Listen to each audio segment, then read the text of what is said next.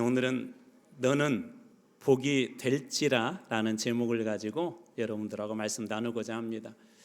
아마 2025년 마무리하면서 나름대로 참 아쉽다라고 하는 그런 생각들을 많이 하셨을 것입니다.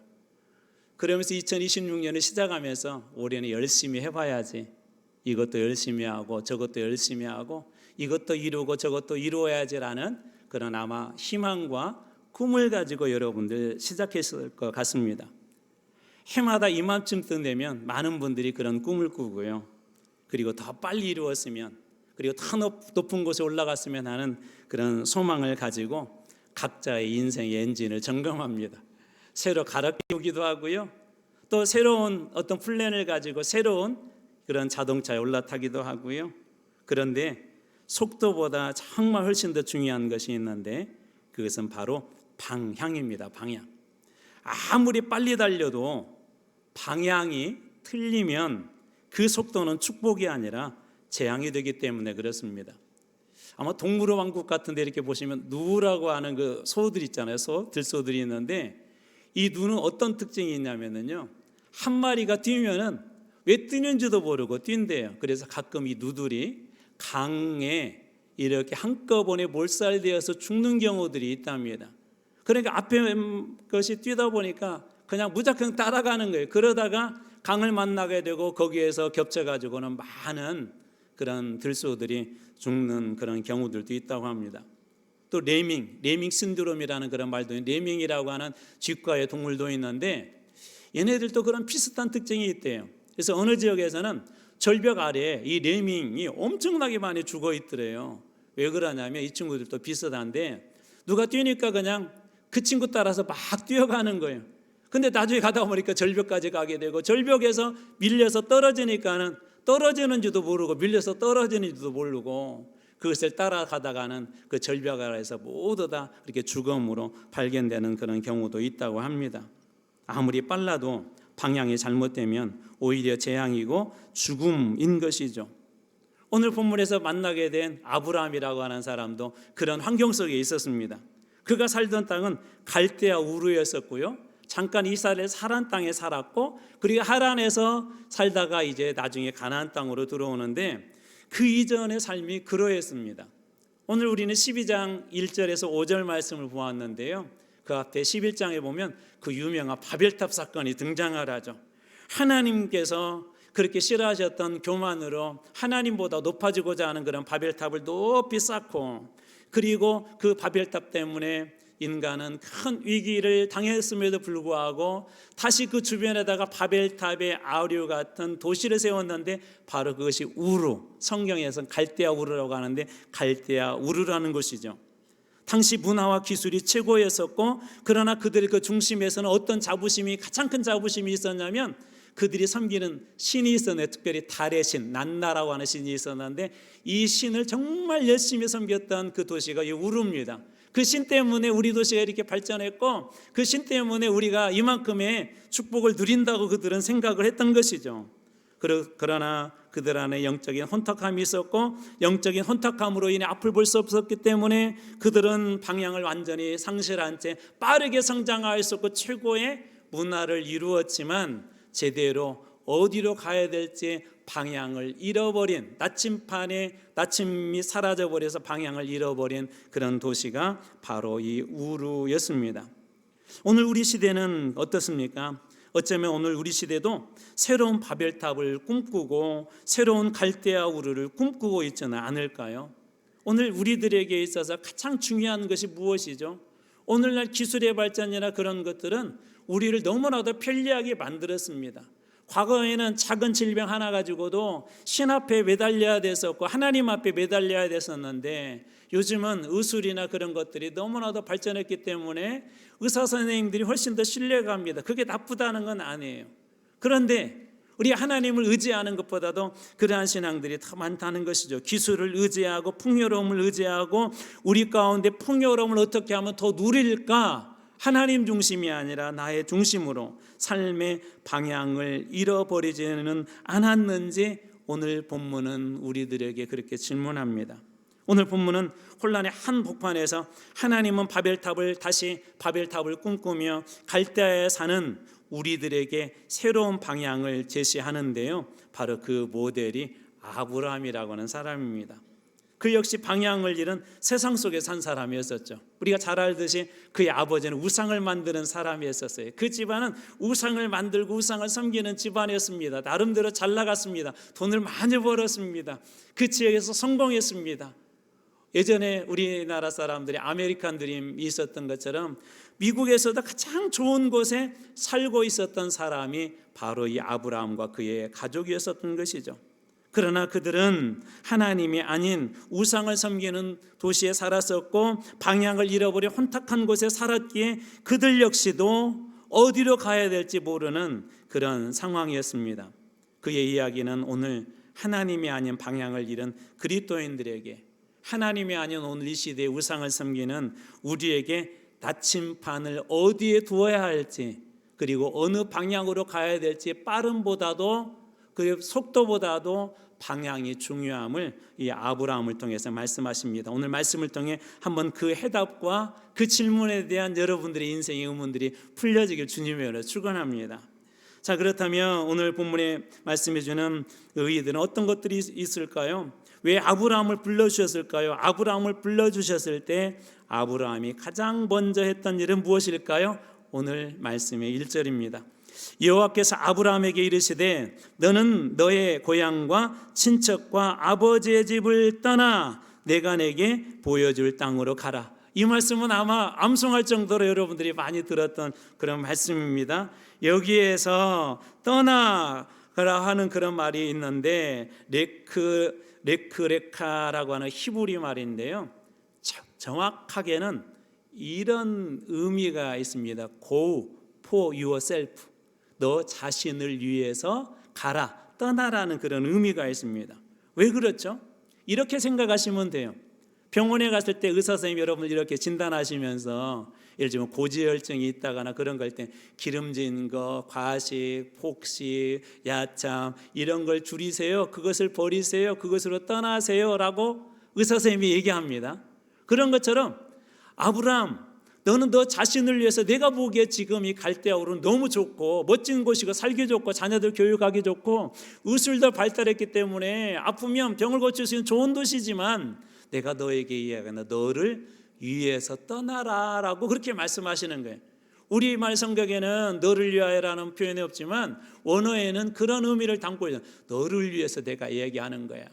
당신을 위해서 제가 이야기합니다. 선생님을 위해서 이야기합니다. 당신의 그 질병은 기름진 거 좀 피해야 되고요, 야식이나 폭식하는 거 피하셔야 되고요, 과식 피하셔야 되고요, 그래야 당신이 건강해질 수 있습니다 라고 하는 것처럼, 당신을 위해 말합니다 라고 하는 것처럼 하나님께서 그렇게 말씀하신 것이죠. 익숙한 죄악의 관습, 그 다음에 안전한 지대, 편안함, 그것들이 편안하지만 그런 것으로부터 떠나라는 거예요. 사실 떠난다는 것은 쉬운 일이 아니죠. 저도 이렇게 처음 선교에 대한 그런 비전을 주시고 하나님께서 선교를 하라 하셨기에 선교지로 떠나는데, 그런데 이게 쉽지 않더라고. 아이들 교육은 어떡하지? 그곳에 가서 아이들이 아프면 어떡하지? 저희 또 아이 중에는 그때 당시에 천식 있는 아이도 있었거든요. 갑자기 천식이 발작하면 어떡하지? 어려운 일이 생기면 어떡하지? 여러 가지 그런 고민들이 되었습니다. 또 한국에서는 이미 그래도 괜찮은 교회에서 부목사로 그곳에 그래도 어느 정도 자리도 잡고 있었고 많은 것들이 편안했는데 떠나려고 하니까 여러 가지가 걱정이 되었습니다. 그래도 아브라함 시대보다는 훨씬 더 괜찮죠. 의술도 발전했고 요즘은 그때 당시만 하더라도 그래도 어느 정도 그 지역을 인터넷을 찾아오면 대충 알 수 있기 때문에 어느 정도 대비를 해서 갈 수 있었습니다. 필요한 약들도 조금 더 준비해서 가면 됐었고 또 그곳에서 그 약을 필요할 때 쓰면 됐습니다. 그런데 아브라함 시대는 더 어려웠겠죠. 그런데 주님은 뭐라고 말씀하시냐면 너를 위해서 떠나야 된다라고 이야기하십니다. 여러분, 떠날 때는 많은 것들을 내려놓아야 되죠. 예를 들자면 예수님께서 제자들을 부르셨을 때 마가복음 1장 18절에 보면 이렇게 말씀이 이어집니다. 곧 그물을 버려두고 따르니라. 예수님을 따르기 위해서 가장 먼저 한 일이 뭐죠? 버리는 거였었죠. 떠나는 것이었죠. 내가 안전하게 생각하는 이곳, 편안하게 생각하는 이곳을 떠나지 아니하면 우리는 결코 하나님께서 그 약속의 땅에 도달할 수 없습니다. 오늘 여러분들이 읽었던 5절 말씀 보면 마침내 가나안 땅에 이르렀다고 하는데, 하나님께서 여러분에게 주신 인생의 목적, 인생의 축복, 하나님께서 여러분을 통해 이루고자 하는 위대한 계획들에 도달하기 위해서 가장 먼저 해야 될 것은 뭐냐면 떠나는 거예요. 그게 죄악된 습관일 수도 있고요, 안전지대일 수도 있고요, 나를 지지해주는 어떤 지지일 수도 있습니다. 제자들에게는 그것이 그물이었었죠. 생업이었었죠. 삶의 안전지대였었죠. 아브라함에게는 고향집과 그 다음에 아버지의 집이 그물이었던 것이죠. 그런데 주님 뭐라고 말씀하신다고요? 새 일을 행하실 주님을 따르기 위해서 과감하게 버리고 떠날 줄 알아야 된다는 거예요. 누구를 위해서? 너를 위해서, 여러분들을 위해서, 여러분 가정을 위해서 그래야 된다는 것입니다. 자, 그렇다면 왜 아브라함을 그렇게 하나님 불러주셨을까요? 왜 너를 위해서라고 그렇게 말씀하셨을까요? 오늘 말씀의 2절입니다. 내가 너로 큰 민족을 이루고 내게 복을 주어 내 이름을 창대하게 하리니 너는 복이 될지라. 내게 복을 주어, 바라크, 오해 한번 설명할 거예요. 바라크, 내게 복을 주어서 너는 복이 될지라 라고 이야기하는데, 여기 복이 될지라는 게 하이에 베리카라고 하거든요. 바라크라는 말에서 파생된 말인데 이게 명령형이에요. 명령형. 예수님이 이 걷지 못한 사람들에게 일어나 걸으라고 명령하신 것처럼 너는 복이 되라고 하나님께서 명령하신 거예요. 처음에 아담이 이 이름을 갖다가 지어준 것처럼 너는 이것이 이름이야, 너는 이것이 이름이야 라고 명명해 주는 것처럼 너는 복이야, 너는 복덩어리야 라는 그런 의미가 너는 복이 될지라라는 그 의미 속에 들어있습니다. 단순히 수동적인 존재, 복받는 존재가 아니라 마치 생수가 터져나오는 그런 우물물처럼, 생수가 터져나오는 그 샘물처럼 거기서 쏟아져 나와서 흘러가는 것처럼 너는 그러한 존재가 되라라고 명령하신 것이죠. 이 복은 단순히 아브라함 한 사람만 잘 살라는 뜻이 아니라 이 복의 정체를 명확하게 갈라디아서 3장 8절에서 말씀하시는데요, 또 하나님이 이방을 믿음으로 말미암아 의로 정하실 것을 성경에 미리 알고 먼저 아브라함에게 복음을 전하되, 말씀이 이렇게 이어집니다. 모든 이방인이 너로 말미암아 복을 받으리라 하였느니라. 모든 이방인이 너로 말미암아, 아브라함 너로 말미암아 모든 이방인들이 복을 받을 것이다. 그리고 이 말씀은 누구를 또 예표하는 것이죠? 예수 그리스도 아닙니까? 오늘 이것은 단순히 아브라함에게만, 예수님에게만 해당되는 것이 아니라 오늘 여러분들에게도 해당이 됩니다. 저는 여러분들이 모든 사람들에게 복이 되는 그런 분들이 되길 주님으로 축복합니다.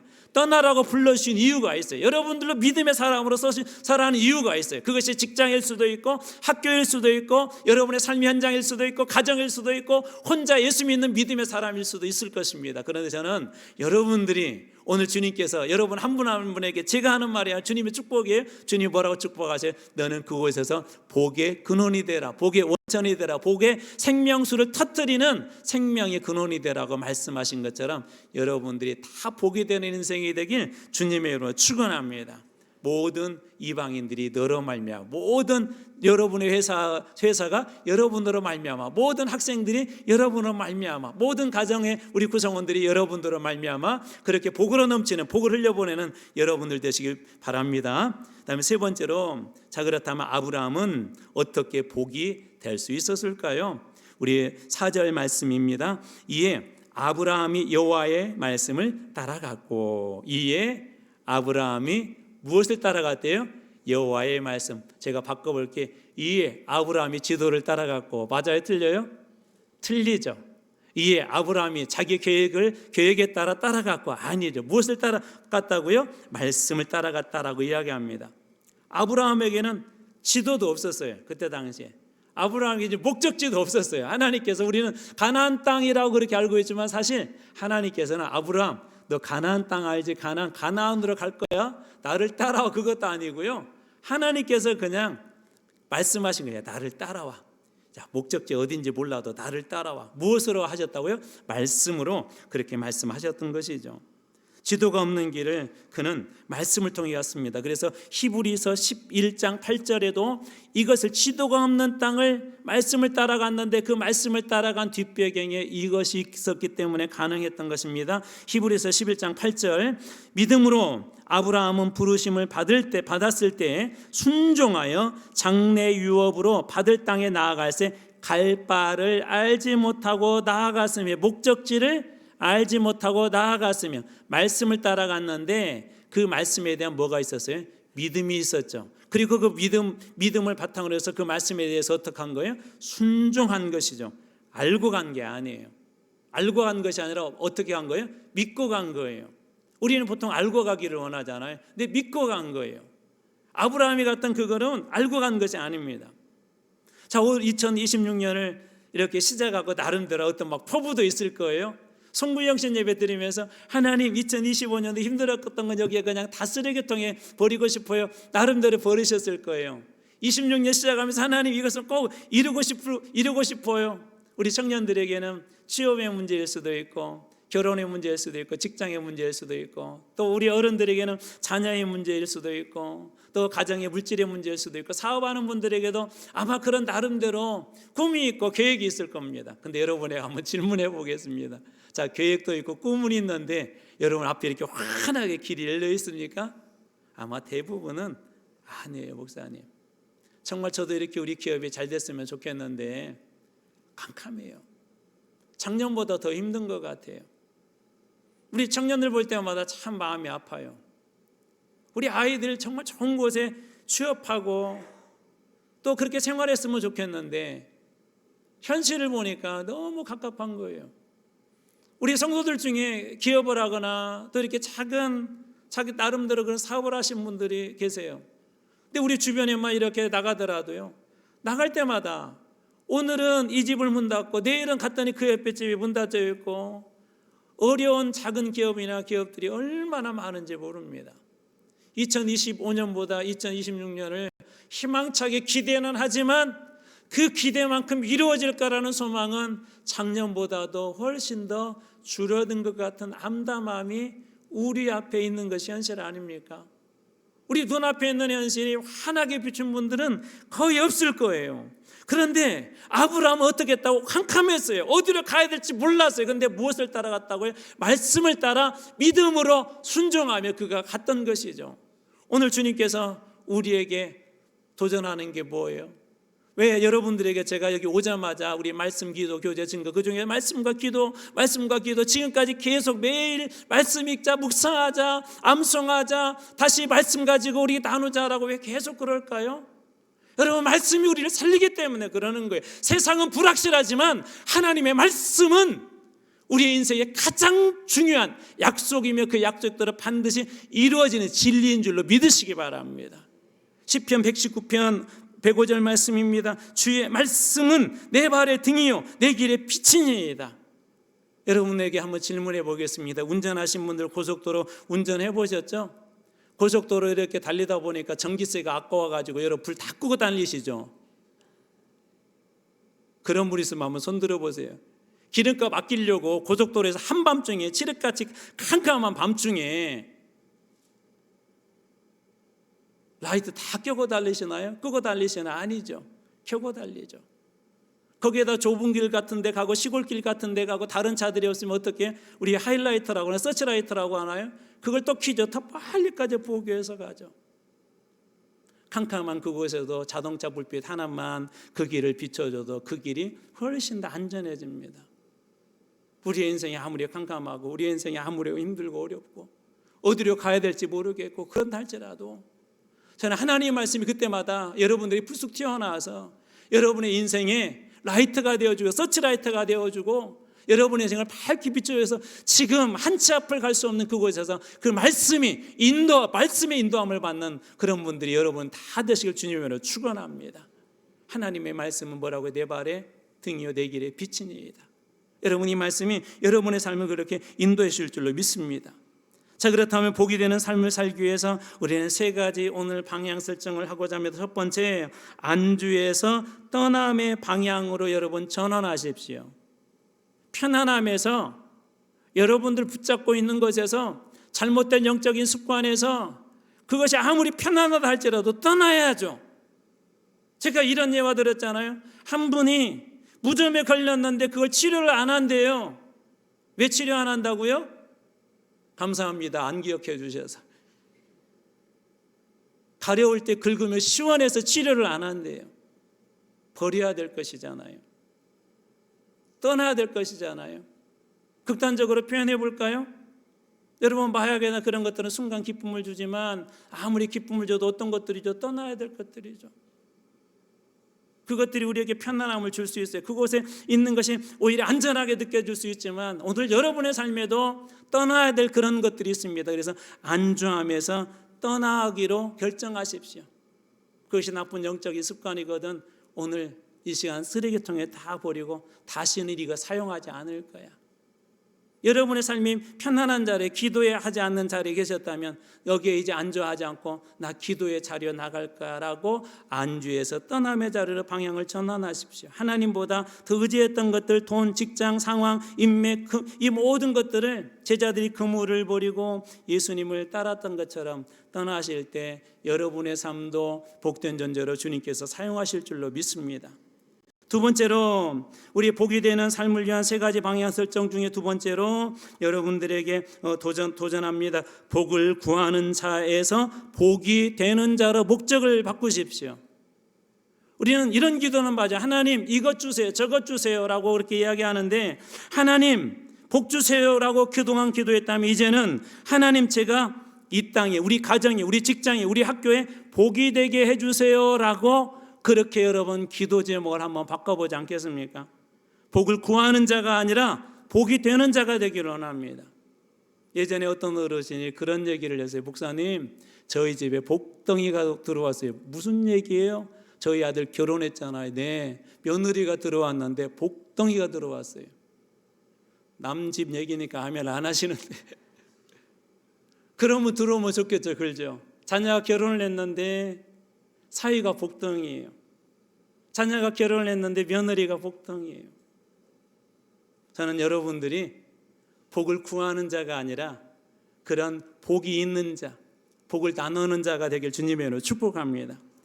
세 번째로는 상황이 아닌 말씀을 따라가는 습관을 시작하세요. 상황에 끌려가거나 환경에 끌려가는 게 아니라 무엇을 따라서 말씀을 따라가는 그런 영적 습관을 만드십시오. 아브라함이 75세였었죠. 그의 나이, 상황, 그 다음에 아버지와 본토 친척집을 떠났죠. 어떨 수 없는 그 모든 걸 다 떠나서 그가 말씀을 따라가지 않습니까? 여러분 방향을 잘 잡고 가면 마침내 원하는 목적지에 도달할 수 있습니다. 마침내 그것에 도달할 수 있습니다. 여러분들하고 그래서 올해도 시작하면서 우리 90일 프로젝트를 4번을 한번 하려고 그래요. 그래서 첫 번째는 90일 성경 통독을 내일부터 하려고 하고요. 또 하나는 무빙 프로젝트. 이게 뭐냐면 여러분들 우리 교회가 가지고 있는 핵심 가치, 비전이 있죠. 움직이는 복음이 되자 그랬는데 움직이는 복음으로서 우리 말씀, 기도, 교제, 증거 이 중에 하나씩 한번 실천해 보려고 그래. 앞으로 우리 한마음교회 성도라면 이 우리 교회에 와서는 성경 1년에 한 번 정도는 읽어봐야지. 그렇게 열심히 했으면 좋겠어요.